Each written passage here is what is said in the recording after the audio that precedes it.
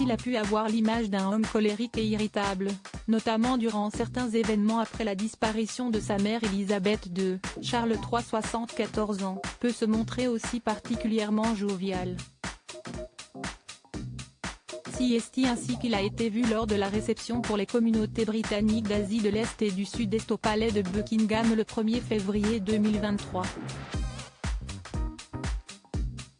À ses côtés, son épouse la reine consort Camilla, répandant aussi sa bonne humeur, mais également la sœur du roi la princesse Anne et son frère, le comte de Wessex Edward.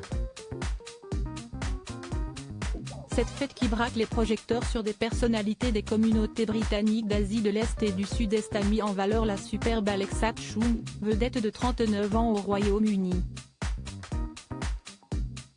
L'animatrice, mannequin et créatrice de mode continue d'honorer son statut de femme la mieux habillée du monde que Vogue lui avait décerné en 2009 avec une robe étincelante couleur nude qu'elle a recouverte lors de la soirée d'un élégant blazer noir. Elle était accompagnée à l'événement de son frère Dominic Chung, expert du monde musical. Charles se prépare pour son couronnement. La pression monte toutefois à Buckingham à l'approche du couronnement du roi Charles III, le 6 mai à l'abbaye de Westminster.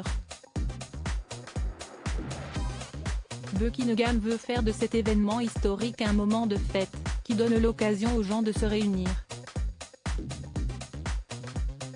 La famille royale sera-t-elle elle-même réunie? Buckingham n'a pas indiqué dans son communiqué si Harry et son épouse Meghan, exilés en Californie, seront présents, mais ils vont bel et bien être invités selon le Daily Mail.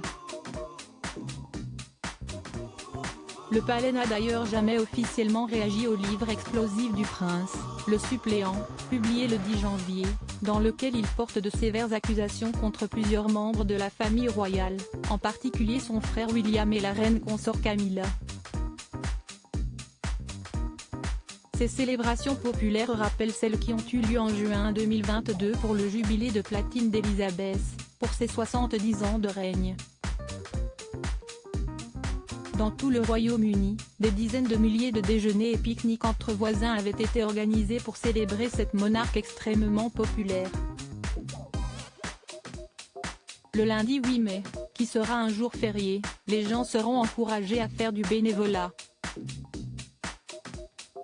Cette démarche vise à rapprocher les gens et à créer un mouvement de bénévolat qui durera après le week-end du couronnement, a indiqué le palais.